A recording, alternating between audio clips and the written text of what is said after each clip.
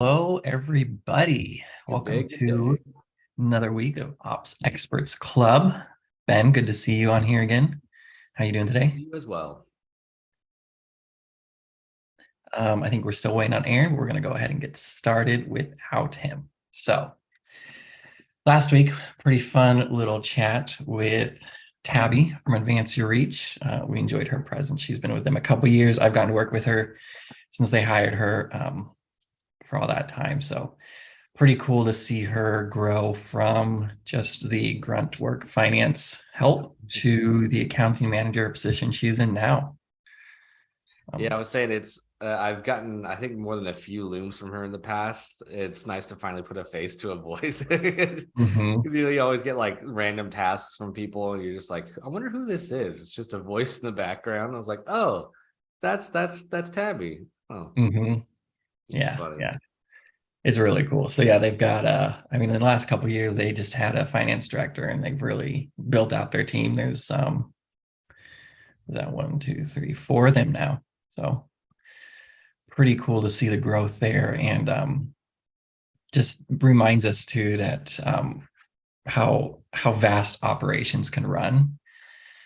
We're not just one thing. Operations has kind of got their fingers in a little bit of everything, Yep. and in kind of the org chart structure, the director of operations or the COO, whatever you want to call them, they're kind of the head of all the different department leaders, and so they need to have a bit of an understanding into every department. And even before their team was built out, she was this the COO, director of ops, was playing a pretty big role in the finance team before they built out their department and had more help. So we really do work in a lot of different areas, and I know you probably experience that too, Ben, don't you? A little bit of that, little bit of that, a little bit of everything. I mean, even in my old line of work, director of ops was like in HR, in finance, in marketing, in everything. And that was just brick and mortar. Like here in the like online world, like you're even so much more intertwined into every aspect of the business. I think also because so many of these companies, they run really lean teams, like you Mhm. know just because you don't need a ton of manpower, obviously, because you're not dealing with physical locations, you're dealing with just online fulfillment most of the time. So even more so, that director of ops is going to be like in everything. I think the big, I mean, and from all the people we've talked to in the past, they all say the same thing, is like making sure that you're not so intertwined into the day to day that you're also doing everything, kind of like what Tabby was talking about too, like just doing everything instead of actually managing and passing off to people. It was actually really cool listening to her talk, even though she is, in the finance realm, how similar like her experiences and her struggles and her growth are to ops people directly. Mhm. It's funny how it Yeah. all works like that. Yep. It's all the same game, just different tasks, Yep, different exactly. agendas, different goals. A lot of times what you'll see too is director of ops, their KPIs are directly tied to financial outcomes of the business. Yep.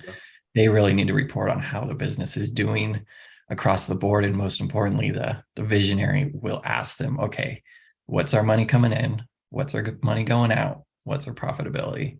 Those are three numbers they want to know. So they really have a pretty strong relationship with the finance team, the finance director, on buttoning down those things, and trying to stay ahead of money coming in, money going out.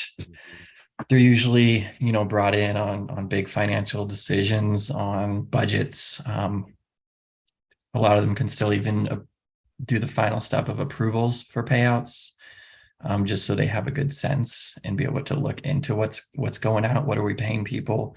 Do we need to be paying this? Um, all that stuff. Yeah, yeah, it's funny.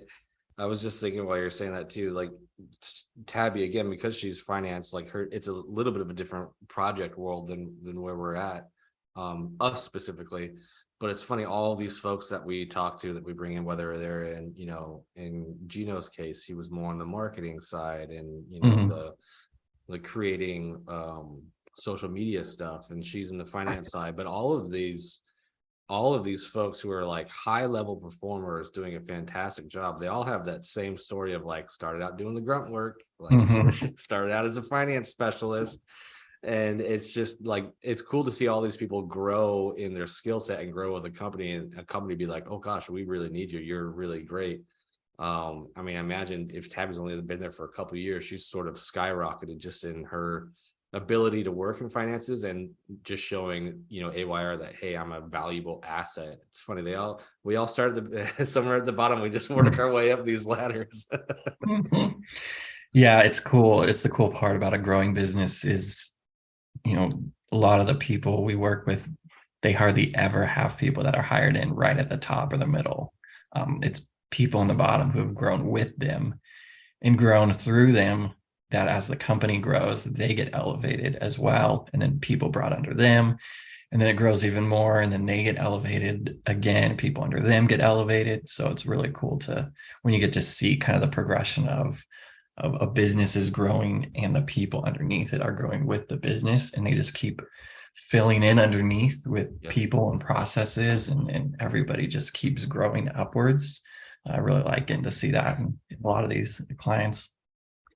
I guess you could say like I think that's a really good skill set that I don't think we've really specifically identified or talked about yet, but just if you have the ability to know and the foresight to be able to know when that expansion needs to happen as, say, an operations person, because we're always, I think that's, you know, the Achilles heels of operations folks and, you know, finance department folks is we just hold. I can do it all. I can do it all. I can do it all. I can do it all. I can do it all. Oh, everything's crashing now because I can't do everything. But Mhm. like, if you have that skill set of going, okay, I can see like stuff starting to swell. I can now see, okay, in 3 months, we're gonna have to bring another person on into this department and grow the department a little bit. If you have that sort of foresight and skill set, I think that's sort of an invaluable thing that you can't really, like, that's not something that you can learn, you know, out of a book, learn from going to, like, you know, business school. That's something you have to, I think, probably hone over time, but that's a very valuable skill set, especially to like a growing business. If you've got a bunch of people in your operations teams or even in all your departments who are aware of the fact that you're growing, and they can, you know, sort of foresee, okay, we're going to need X amount of team members in 6 months. We're going to need this many more team members in this months and this many months. Like, that's super valuable, because then as a visionary, you can just keep growing, knowing that the people beneath you are able to keep up because they're not just holding on to everything. Mhm. Hello, no, yeah. Welcome, Moose. Moose. Arts Club. But yeah, it's funny. I just thought about that. That's something you don't really, that's not something you put on a resume. I know when to hire people, but it's so valuable. Yeah, there's there's always a need to hire people too. It's everyone we work with, somebody's talking about how, oh, we need to hire this person, this person. And you can't just go out and hire everybody. Everybody that's been recommended to you, you'd have a team of 50 in no time. Yep. Yep. Um, One thing I will say though, Ben, that Aaron and the collab team has done well is by trying to provide a metric solution to that with the Gap app. Yeah. A lot of time people will say, oh, we need to hire, we need to hire.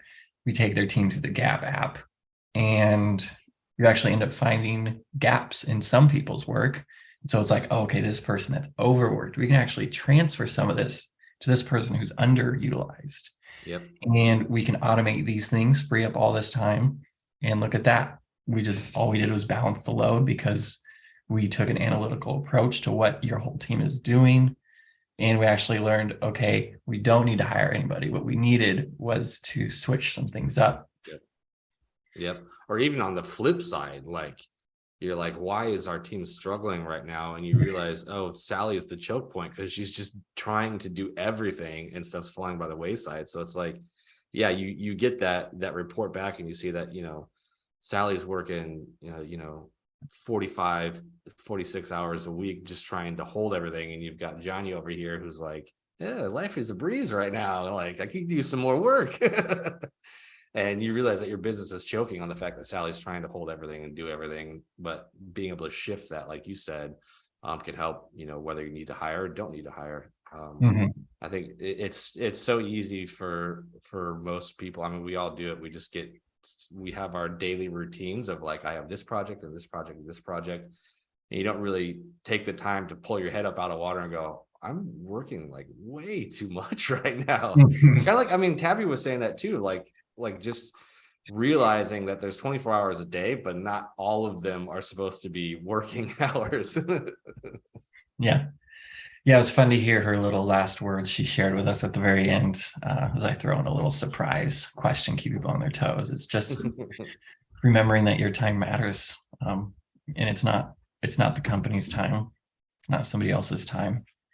It's your time. You spend it well, spend it wisely, and you need to make sure to respect your time, or nobody's going to respect your time. Yeah. You know, if you're constantly responding to emails at all hours of night, weekend, day, people are going to get used to that. They're going to be like, oh, I'll just reach out. They respond right away all the time. Doesn't matter. I'll reach out. And so it kind of builds up a bad precedence for yourself that now people expect that from you. And now nobody respects your time. Yes, I have been there many a times. She talked about something else too that actually really struck me, is when she was talking about managing versus just doing everything. And you know, I always look at it from the angle of like, you know, because we're all doers, we're all operations folks, and we're just like, we'll do. Like, I've always looked at the fact that like, if I just do everything, then I lose all my time, and my time is important to me. So like, I don't want to be doing everything, or it might be, you know, missing projects because I've, you know, made too many commitments in the same hour. But she came at it from the point of like if she's just doing everything, then nobody in her department actually learns anything. I thought that was actually pretty insightful. I mean, that's a good sort of leadership insight to have. Like, if I, as a, you know, department head or something, am just doing all of the projects, then everybody I've hired doesn't ever learn how to do anything. So you're just like sort of creating and perpetuating this cycle of like, I have to do everything because nobody knows how to do anything. But if I keep doing everything, nobody learns how to do anything. So you just keep going through the cycle. I mean, it's really smart. Like, you can't do everything, so you have to hand it down, go through like, you know, maybe a little painful transition time for one of your direct reports to learn it. But if you don't, then it just keeps cycling and they never learn, and your department is just like kind of hobbled as you're going along. It's pretty insightful. Yeah, it's always tough to transition from that technician to that manager role. So easy to do things. We talk about it's, you know, sometimes it takes more time to write up the SOP and train somebody else initially, but in the long run you win. But at the same time, sometimes you just enjoy doing things. Like, being able to complete a task just feels good. You know, you kind of just don't want to give up that control. You're like, but I just love doing this. I know I shouldn't. I know I should teach somebody else to do it, but brings me joy. It's satisfying. They enjoy it when I do it. It makes me feel good. You know, it's going to be done perfectly every time. Yeah. I totally fall in that same trap too. Like those sort of monotonous copy paste projects. I love those. Like, you want me to sit down and do like a 2.5 hour long, like copy paste project? Yes, please. Because it's just so like, I'm built like, if we lived 100 years ago, I could have been a guy like in the factory, just screw, pass it on, screw, pass it on. I'm just built like, I love like monotonous detail work. So it's so easy to get lost in that, like, no, I'll do this project. I'll do it. Because I can sit there and I can zone out and just before I know it, 2.5 hours are gone. I'm like, that was awesome. But there is a point, especially as a department head, where you can't do that. Like, your time is too valuable to be spending 2 hours just, you know, screwing widgets into something. Like, you have to be able to oversee a department. And so if huge chunks of your day are gone in just those monotonous copy paste projects, your team's probably going to be hurting somewhere because you just don't have the time to focus on what they're actually trying to do too. But man, it's so easy to get lost in those. I love them. Yeah. I think if I was a factory worker 100 years ago, I'd probably be quality control. Walking around the clipboard. Savannah would be an HR, making sure everybody's taking their breaks and nobody's dead underneath a factory turn belt or something. Yeah, pretty good at going through things and pointing out when things don't work. But definitely room for growth on sometimes quality controls, letting people know when they've done something right. Fair. not just when it's not working. It's going to give some positive feedback sometimes too. Mhm. Oh, I screwed that widget in. Good. Thank you. Dang. Oh man. So as account manager, is she, I didn't catch the first part of it. Is she working in all of AYR? So she oversees all accounts in AYR, or is it just a specific, wow, that's a, Yeah, so their finance team is in charge of all the different ventures they've got going on. So that's why she was referencing she works for Eternal Ventures. okay. So they are in charge. They've got I don't know, 5 different subsidiary companies now that they've actually split up into different companies, different books. Wow. Yeah, she's in charge of making sure the books are clean, the reporting's done, and that the work's done. That's a huge position for a company like AYR. Hmm. They've like just blown up in the past, 5-10 years, or not 10 years, 5 years. Yeah. Like they're huge. Yeah. Good for her. That's really cool. Hmm. Yeah, they the visionary Pete Vargas, he took a lot of strength when COVID happened, and people in different businesses like his were consulting and being like, hey, you're gonna have to lay off like half your staff. Like this is gonna be tough. You need to make sure you're ready. And instead of doing that, he dug deep, and he told his team like, hey, the next few months here could either break us or define us, and I'm not letting anybody off. We've got some savings saved up, cover our expenses for a little bit, and we're just going to dig deep, run hard, and try to get through this together. And they did, and they exploded. So Seems like a lot of those businesses, it was either you folded or you came out the other side just way better off. I mean, mhm, especially like going through COVID, having to learn how to run lean, sort of. mhm, I mean, it's kind of like the whole brick and mortar game of like, I mean, remember when we hit COVID, it was like, okay, like where can we cut everything that it can be cut, like costs wise, while still keeping our team and still trying to like push forward and make a profit. So if you didn't fold, it's like weathering the storm. Like you've pretty much gone through the worst thing you can go through as a business. If you come out the other side, then it's just like smooth sailing from there. So yeah, that's really impressive to see. I mean, I knew about AYR for a bit around that time. I didn't know how big they were or how much they were going through with COVID. So it's interesting to see coming out the other side. mhm.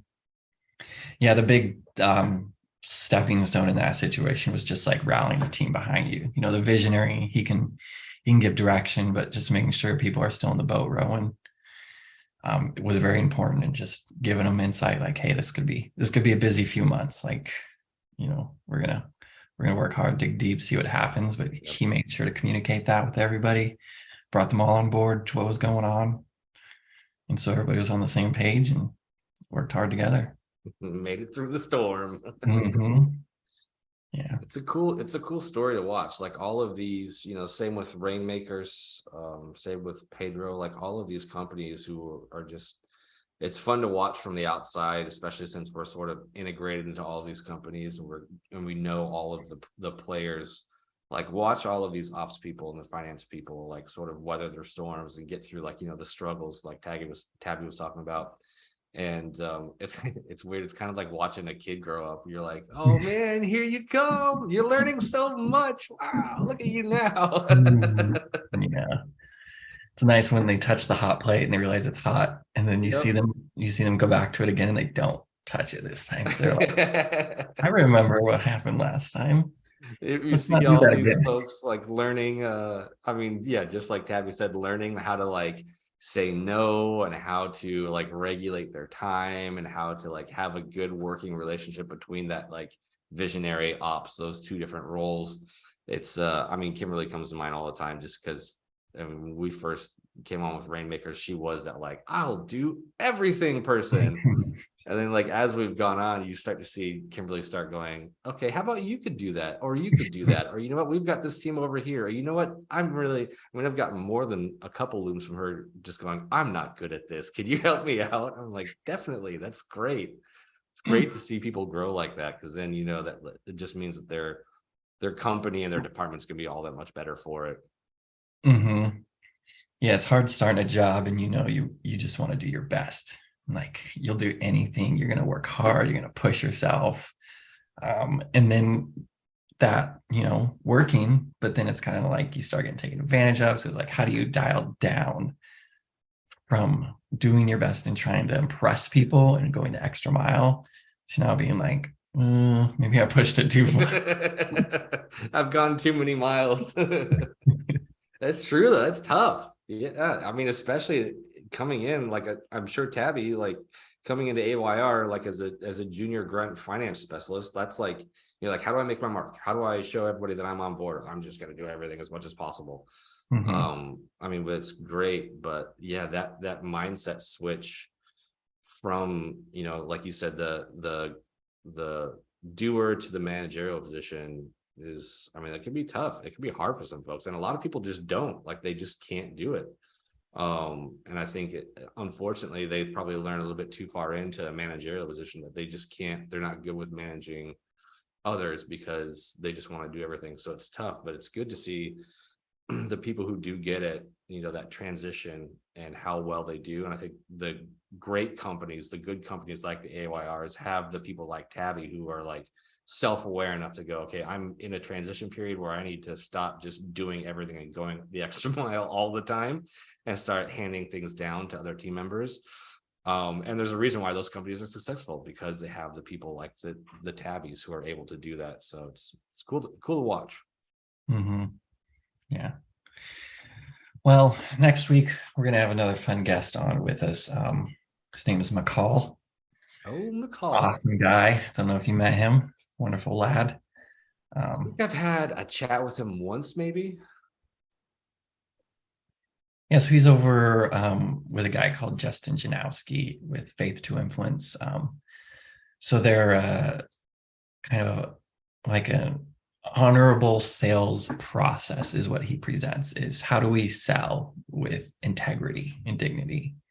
And so he does coaching for people, but then he also has salespeople under him that you can hire out for events. So we've had a lot of people, as you go to your in-person event, you need extra salespeople just for that one event. They'll hire him and his team. They come in, they do a great job. They're faith-based, so they work well with a lot of the faith-based clients, but their main goal is just sell with integrity. Like, we never want to be salesy or slimy or sleazy. We want to provide people that will just sell with integrity. So it'll be awesome to hear from McCall. He's doing his operations there. Yeah, that's a very interesting. That's going to be very interesting because sales and integrity don't often go together. Yeah. So I'm very curious to see how or hear how that whole philosophy works for them. I mean, it seems like if you could pull it off, that you'd be one of the best salesmen, because nobody likes sleazy salesmen. But a salesman with integrity. Interesting. Yeah. Interesting. Yeah, they're great people. They were a client of ours a couple years back. We helped them out with some stuff. Got to work with McCall. So looking forward to meeting with him again. It's been a while. Cool. I'm excited to listen. Yeah. Or watch. Or both. Well, that's all I got for you, Ben. Any last words for us today? Last words of advice. It's Thursday. Get yourself a nice lunch today. Have a relaxing evening, and we got one more day before the week's over. Sure do. Sure do. 2 if you count today, because we're on West Coast time. That's true. Still the morning. Radio, sir. Thanks for hanging out today, and we'll see you next week. See y'all next week.